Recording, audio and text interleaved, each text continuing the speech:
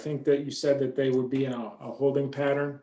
Yeah, I clicked the button, so Okay. there you go. I just- You've got Beth is now viewing the meeting. Okay, well, I thank everyone for coming this evening. We, as traditionally, we've done in the past couple of personnel committee meetings, we just started looking at some of our instructional recommendations and vacancies. One of the items that we wanted to Oh, boy. Uh-oh.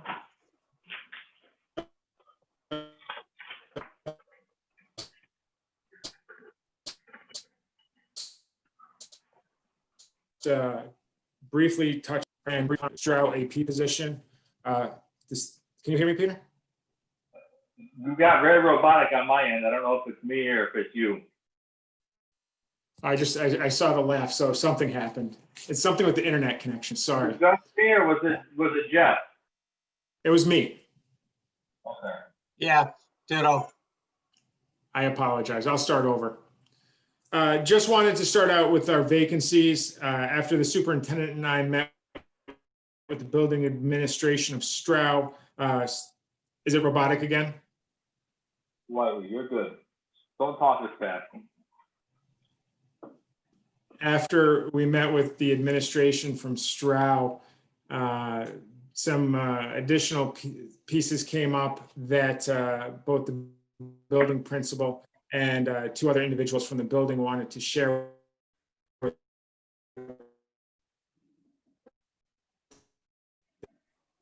Froze up again, Jeff.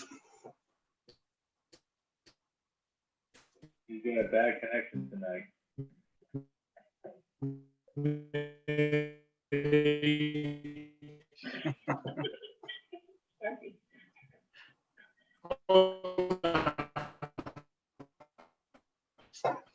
We're at R2D2 there. You got bad connection tonight, Jeff. At least all of a sudden you do.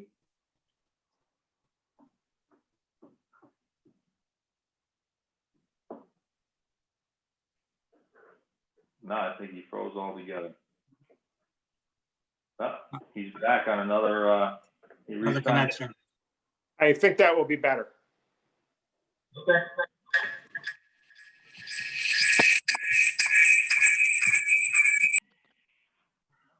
There you go. Sorry, Mr. Nash. Can you all hear me now? Yes. Perfect. Again, apologize for that technical difficulties. The superintendent and I met with both the principal and staff from Stroud, and out of our meetings, they asked if they could possibly meet with the representatives from the personnel committee and just share some of the information they had. So based on that conversation and the conversation in preparing this agenda, we just wanted to give them a forum this evening, just to share their thoughts on filling the assistant principalship at Stroud. So if Mr. Blake, if it's possible, can you let Mr. O'Rourke into the meeting? Yeah.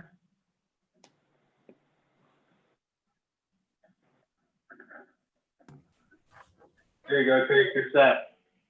Good evening, everyone. Good evening. Thank you for the opportunity and let me join you this evening. As Mr. Morton had said, I know this committee has the responsibility to look at positions as they become available. I understand during this difficult time, we have to be fiducial, but we also have to make sure that our educational programs remain intact and most importantly, that the students' needs are being met. We had developed a contingent timeline as far as filling this position when Mr. Schnitzler indicated his departure, which we posted in anticipation of need. I understand at the time that either board members or some people of this committee wanted to kind of hold and see what direction we're going to go as far as with learning, depending on if we were going to go remote the rest of the year, hybrid, or whatever. Under these difficult times, I think education is going to be in that constant swing and flux, where we will be remote, we'll be hybrid, and then hopefully sometime in the near future, we'll be back in person altogether. I put together a memorandum for Mr. Blake that I believe he will be sharing with the board member or may have already, indicating the reasons why I think we need to reinstate this position. Some of those issues are around just the observations, evaluations, and monitoring learning. We are a fairly large building, you know, and that's important for this size of team to have available to do those things. Obviously, our goal has been always to increase the amount of time that we spend in the classroom and supporting teachers, and that's definitely a need. Student support, though we are not seeing the number of discipline referrals as we would normally be in person, but the needs of kids hasn't changed. In fact, it's more unique now. We're seeing more social, emotional, mental issues going on. We're doing more home visits. We're working more with the agencies in the community, having more conversations in supporting our kids, not only the social, emotional, but the learning aspect of it. The whole model here at Stroud, we've had quite a few different models in my time of tenure as principal. I think we now finally have a model in place that really supports learning, and it also supports relationships with families. The looping, I'm a big advocate of. The idea we only have the kids for 2 years, but for our students coming in 7th grade, where they are assigned to a team of teachers, and we're even able to do some of the looping now in the encore subjects. It develops relationships with our parents, and having an administrator to lead those different grade levels are very important to that function. They meet with the teams, they have ongoing conversations, and it's an integral role, and I think has been the success of the middle level. Obviously, the other thing is with our DSEP plan this year. Stroud is familiar with plans in the past, and I'm proud of the work we have done, and we've gotten off lists when we've been on them in the past. But to continue to support the needs and the mission here at Stroud, and obviously the bigger mission of our district, this position is needed. Finally, the COVID requirements. Each seems like each week there's new changes with those requirements, and they are very time consuming. Contact tracing alone, when we've done a number of those already, just for one student consumed at least 2 administrators a full day to levy that work, to make sure that the reports are filed, and more importantly, to make sure that parents and families and staff are contacted and notified. So for all the above reasons, I would say this position is critical. As far as the financial side, for this bargaining unit, assistant principals are the lowest paid group. I think also the assistant principal position is a position that turns over more than any. These people are not in those positions long-term. They usually come into our district, and then eventually they move on to run their own buildings or work for district. And we've been fortunate enough to be able to retain some of those administrators in running other buildings. So with that being said, there is a breakage of money that you save with the turnover of these positions. We had budgeted for this position this year. As I said, by filling the position, there would be a natural savings just by hiring somebody now, replacing Mr. Snitchler. And also there will be some additional savings with the time period. Obviously, the hiring process takes time. You always are concerned with hiring mid-year, but I was pleasantly pleased with the pool that we had. We had over 30 individuals apply for consideration. As the RA president, I told Mr. Blake, if this committee supports moving forward, I would like to continue to use that pool as a screening tool so that we can move forward, because I think there is some talented individuals in there that I think would benefit not only our building, but our district and our community. So for all the above reasons, I would ask that this group support Again, I understand your representation of the board, but would support moving forward with filling the assistant principal. And I appreciate all the time you commit to our district and to your positions, and I appreciate your time this evening. Thank you.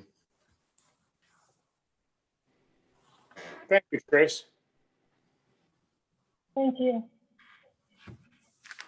Mr. Blake, was there anyone else that wanted to speak on this? I wasn't sure if Beth or Chris wanted to speak. I saw in the chats that Ms. Sturry said that she's here. Visually. Both of them, yes. Yes, both wanted to. Who wants to go first, ladies?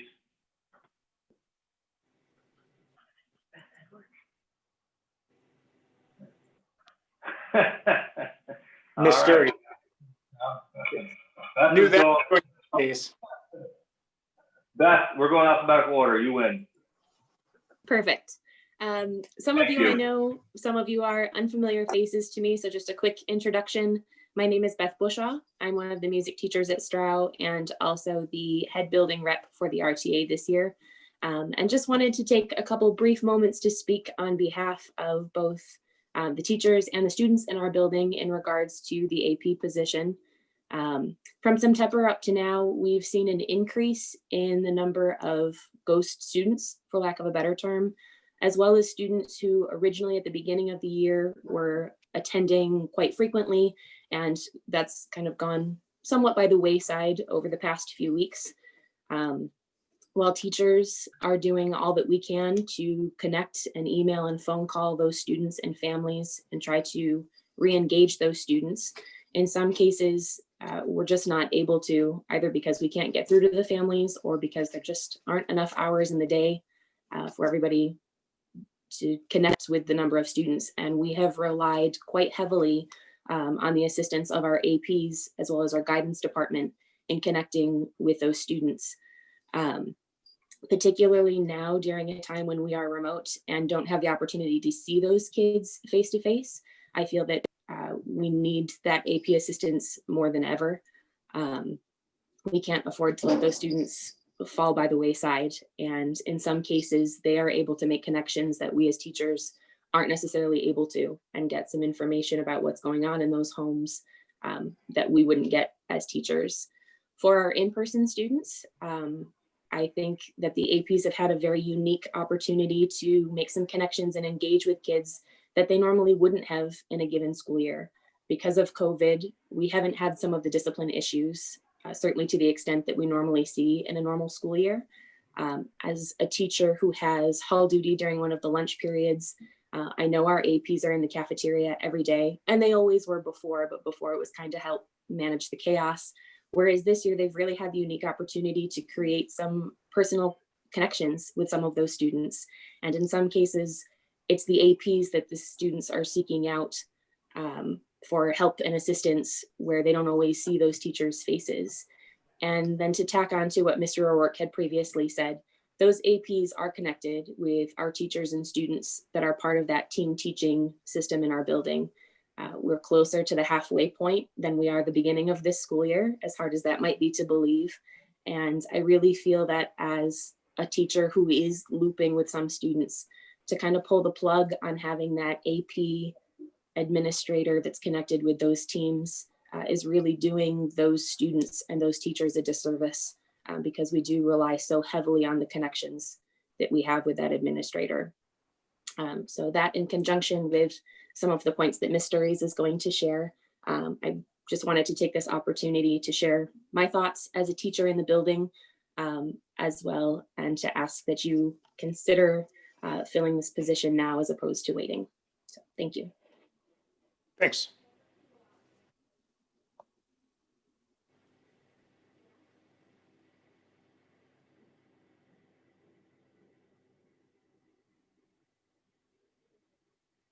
With Ms. Sturries, Mr. Blake? Yes, can you hear me? Can hear you, Ms. Sturries. Okay, excellent. To piggyback, and I'll try to make a few different points because I know Tracy already shared some things in his memo, and Beth very eloquently shared some things as well. And the first thing is, this is my 18th year of teaching in the district. I've taught, all of my tenure has been at Stroud Middle School.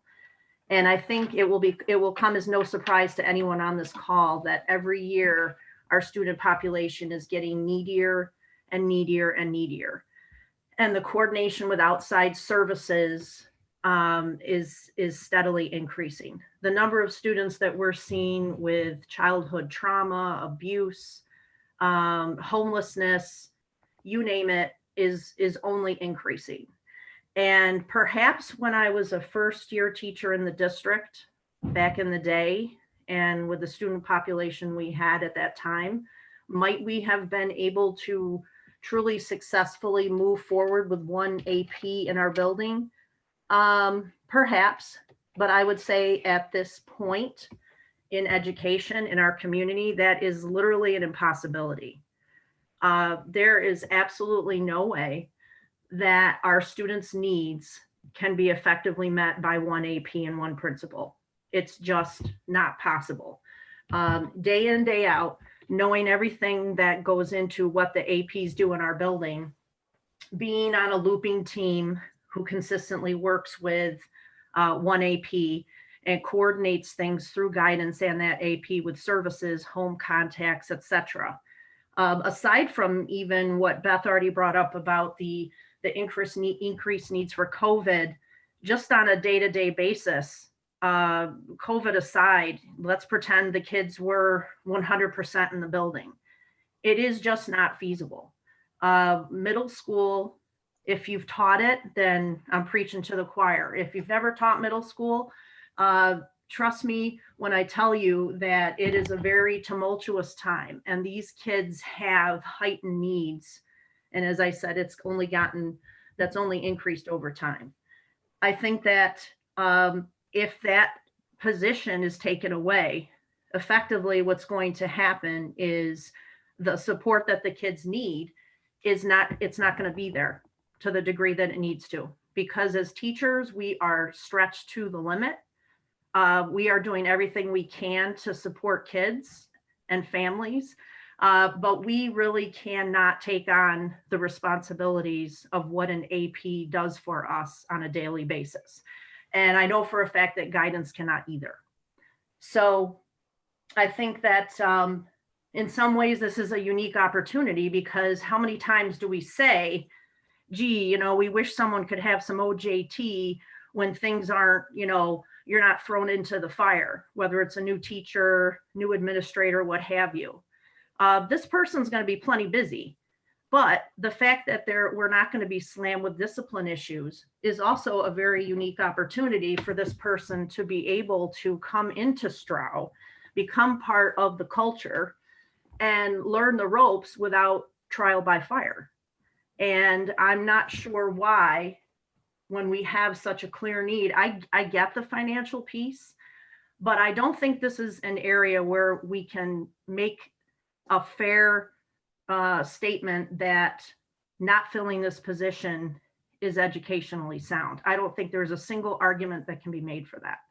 And while I understand the finance piece, I think that if this position is not filled, it is going to be a major disservice to the students. I think it's going to only increase the already extremely increased workload of the teachers. And I don't think it's going to allow the principal and the other AP to be able to do their job to the best of their ability, if now the work of, over 3 people, quite frankly, is reduced down to 2. So I would say this provides a great opportunity to bring someone in, to get them up to speed before they have to be slammed with discipline referrals. It would support the teaming model, the looping model. It would support the teachers. It would demonstrate a commitment to and a recognition of the increased neediness of our students. And so I also would ask that the board fill this position ASAP, so we can get somebody who is a good candidate on board, and we can move forward as a school fully staffed. And I thank you as always for listening. Thank you, Ms. Sturgis. Thanks, Chris.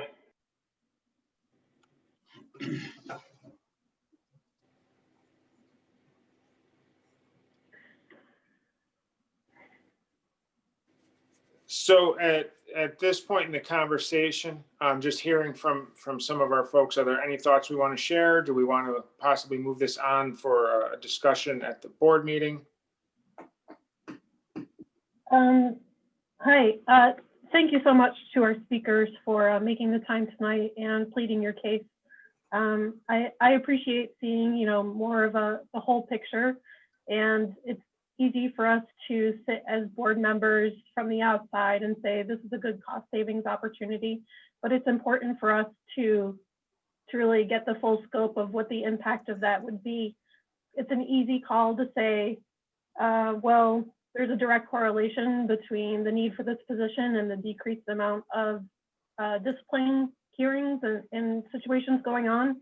But it is important to realize that there is a huge potential impact to the students that are struggling right now with attendance in the virtual and in-person environments. So I really appreciate you participating and giving us that info. I'm a little concerned that the information that we're getting is kind of anecdotal as far as the understanding what the scope of work is outside of the discipline, and why our guidance departments aren't able to fully achieve that function. And are there indicators that we're falling short of servicing our students right now without this position?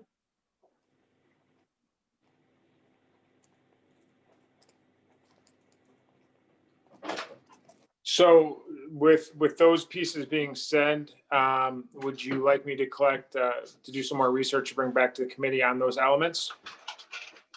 Just in terms of the job description, the actual contact time with students, what's being done? Well, I guess I'd be interested in knowing what the rest of the committee thinks. I don't know, what are your thoughts? I still can't see why we can't wait at least a month. I mean, there's no students in the building. I know there's some contacts, but I know guidance should be doing that.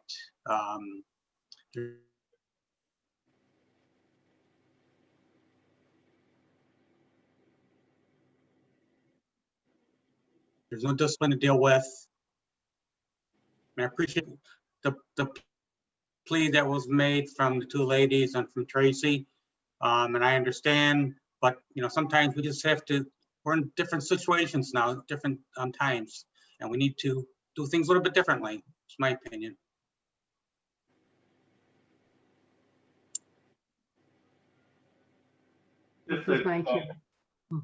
Go ahead, Karen, go ahead. Oh, no, Christina wants to speak. She can speak and then I'll address. I think, yeah, let Chris speak.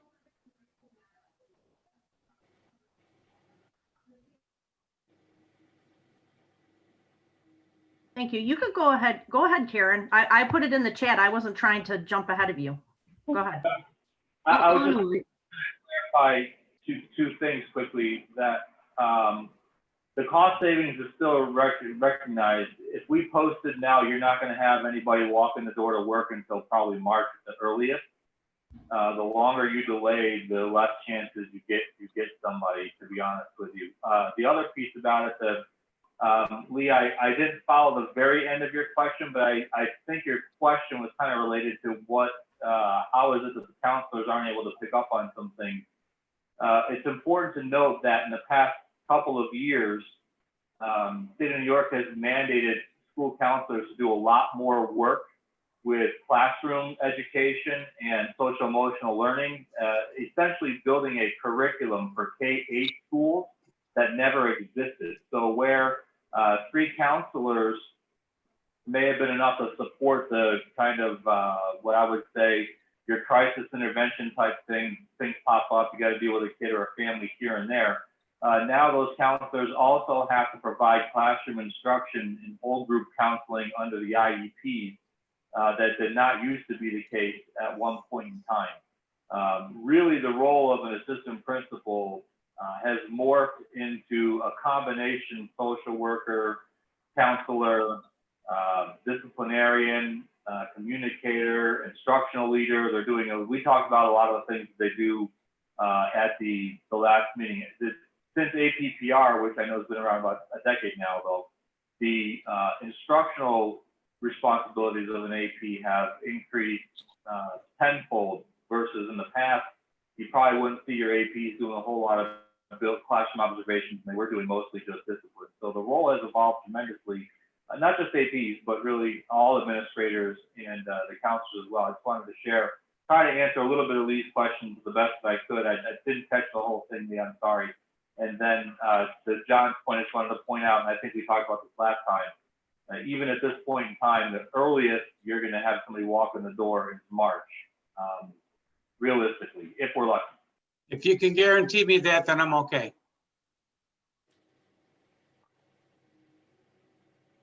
If you can guarantee me that nobody's walking in the door until March, I'm fine with it. Well, we can choose the start date, so that's a positive thing right there. And it could even be later than March. It all really depends on, at this point in time, with the winter break coming up, that's going to delay some things quite a bit. But that's a conversation I think to be had after the board decides that they want to move forward with the position. Okay. I'm sorry, Karen. Go ahead.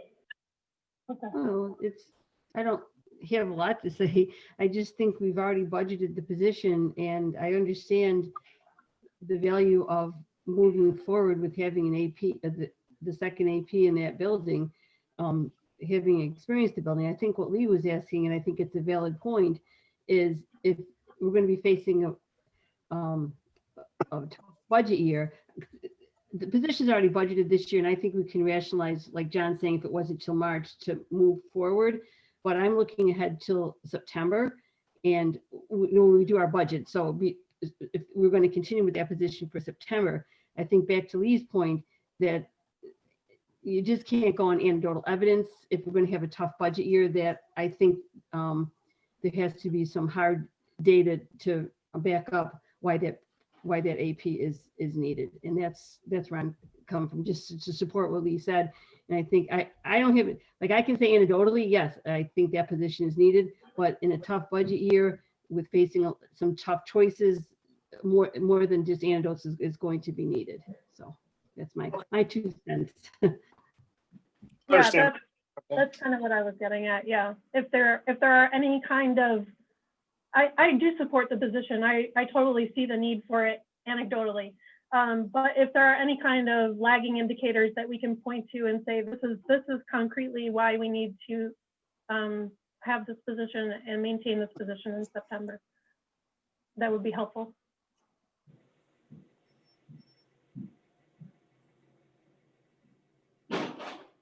Tracy? Yeah, this is Yeah, just some other things to factor in financially, because I know that's a concern. There's been 2 monitors that have resigned at Stroud. And if you look at the building historically, if you go back to when I first came at Stroud, though only had 1 AP when I came, but it had multiple positions around it supporting it. To meet the needs of the 21st century administrator, those positions were abolished and we never filled those. So like right now we have monitor positions that were vacated, and I didn't push to the district to fill those because again, our team is picking those up. We're picking up a lot of functions that generally would have been done by other bargaining groups. So again, if anybody knows me, and I think, Karen understands my leadership, I'm very fiducial when it comes to money. We don't spend it if we don't need it. As a taxpayer, I'm not one to advocate for it, but as a community member, somebody that knows his building inside out and has worked with different models over the years, it's a critical part of our operation. And the needs don't get easier. I know Leah mentions about, the data, the number of agencies that we have working with our school, if you look at our population, it has changed drastically, and there is not enough service to go around. And I can't tell you the number of Chromebooks I've delivered to homes, the number of homes I've been to, the number of conversations I've had with parents about not knowing how to support their kids. And that's not just with the administrative team, that those conversations are occurring across the board. The other reality I just want to point out to this board is, again, the assistant principal positions are a turnover position. Mrs. Pouliot, she's at a point in her career where at some point I would anticipate that she will be looking to hopefully someday have her own building, either be in our district or somewhere else. This is not a position that you want to see. This is not a situation you want to see a turnover in attrition at the same time. We've been very fortunate in how we have laid things out and how our positions have become open, that one assistant principal, as Ms. Sturries had pointed out, they kind of get their feet underneath them. I am also concerned, and I voiced that concern to Mr. Blake, that should Mrs. Pouliot find that successful opportunity, we potentially could be looking at replacing 2 assistant principals at a very critical time of transition. So again, like I said, I would hope that those that know me understand that I would not be speaking strongly about the need to fill this position had it not been for the things that I know and the experiences that I have. So again, I do appreciate your strong consideration, and I do hope that ultimately we can move forward and fill it. Thank you so much again. Tracy, totally get what you're saying, fully understand the need, but just looking at it from our perspective, we're facing a multi-million-dollar deficit, and we need to look at every position because there's potential. We don't know. There could be layoffs coming in the spring. And, so it'd be kind of hard to fill one position now and then turn around and issue a bunch of layoffs. I don't know what's going to happen. Nobody knows right now. Hopefully, we'll get our funding. But if not, we're facing a huge deficit. And so it's not that if it was up to all of us, we'd give you everybody that you needed, but we have to be judicial about it. So that's our problem right now that we're trying to go through.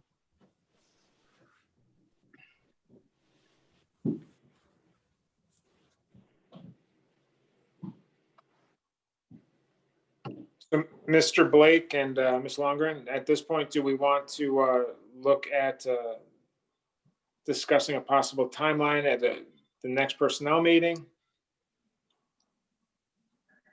Or do we want to look in for some further data at this point? I think if we can get together just a couple of data points, I mean, don't go bananas, but to present to the rest of the board, because again, I think this is going to be kind of a tough sell for all the reasons that Mr. Nash just stated. Sure. So if we have, the number of agencies that we're reaching out to, or the number of touches that we're doing on a daily basis, or the amount of time that certain tasks are taking as compared to last year, you know what I mean? Just some kind of numbers that we can put around it so that we can say, these are the indicators that say that we should replace this position and that we're going to have a start date of hopefully in the spring, should we choose to do so. And I think that'll be an easier sell. Okay, so what I will do is I'll put together a week and we'll get that out forward and we'll put it on as a discussion item at the next board meeting. Okay. Is that the rest of the committee? Jeff, I just wanted to add for the ladies and Tracy on the call there that I'm sensing overwhelmingly that our group here is in support of the position, the need to have the adult in the building to support the kids and the staff. And as we talked about just last meeting, I believe we talked about how can we maybe shift some things around and make sure things are supported. Whatever the outcome of the conversation is, if there's not a person filling this position, doesn't necessarily mean that there won't be 2 assistant principals at Stroud we would certainly look at our resources across the district and make sure that we're best utilizing what we have in the places that they're most needed.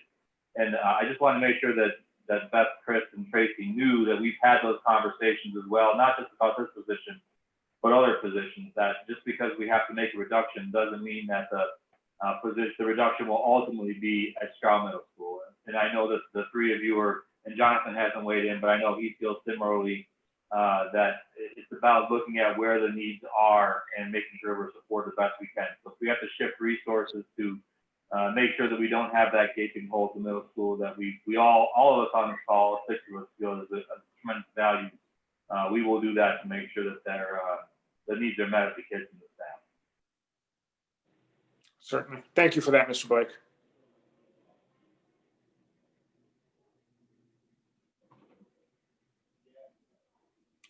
Okay, moving on.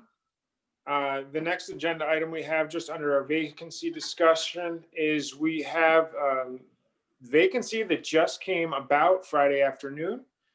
We received a resignation from Stroud, from a music teacher.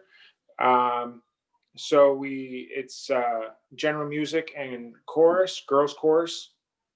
And it is a position that serves a number of students. So we would like to post that to tentatively fill. General music is a middle level requirement. So it is a position that has a full course load at the middle school. Yeah, I'm fine with that. Any other information or any other, comments on that? I just wanted to get that posted out in anticipation. Yeah, that's okay. Okay. We discussed our non-instructional vacancies to some level at the last meeting, and we really haven't had any changes there. I will share just at this point, based on moving to remote,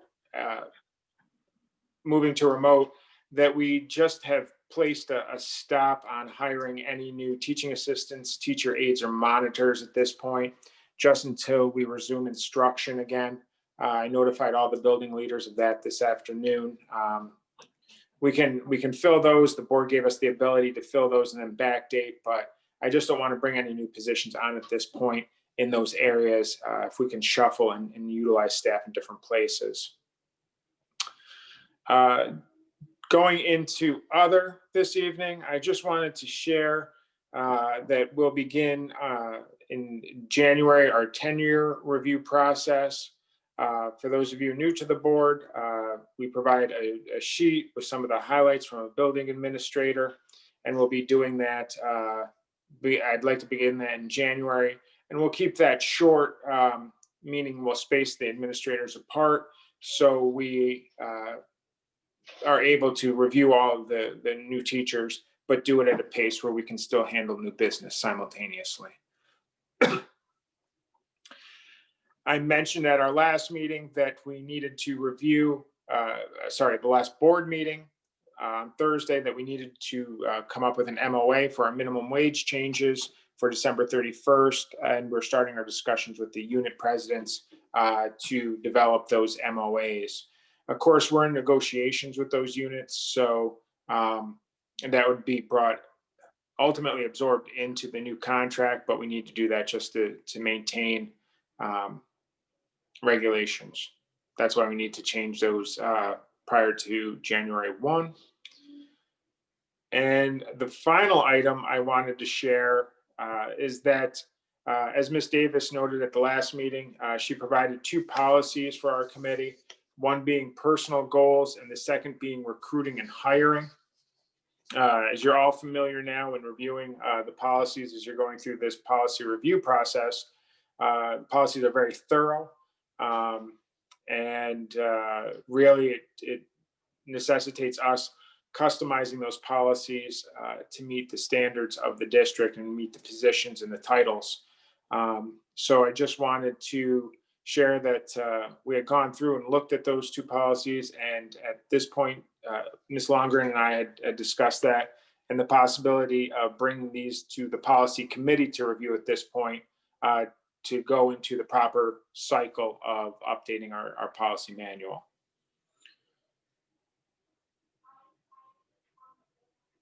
So I was going to pass those along to Ms. Davis and then avail myself for the policy meeting to discuss those if she so desires.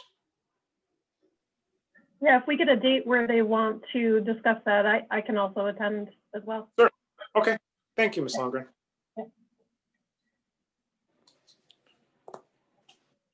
So that is the agenda I have for this evening. Any comments, concerns, questions? I don't have anything further. Thank you, Mr. Nash. Dr. Fontana? I think I'm good.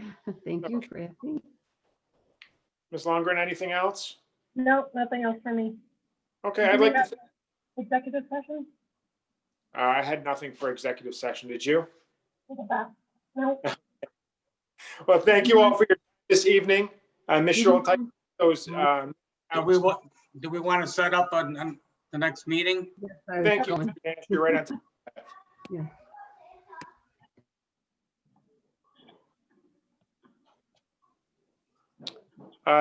Perhaps January 11th?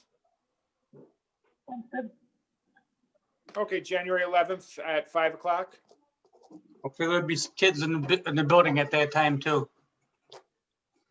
Good. January 11th, 5 p.m. Thank you. Yes, sir. Thank you all. Have a good evening. Have a good night. Stay safe. Thanks all. Good night.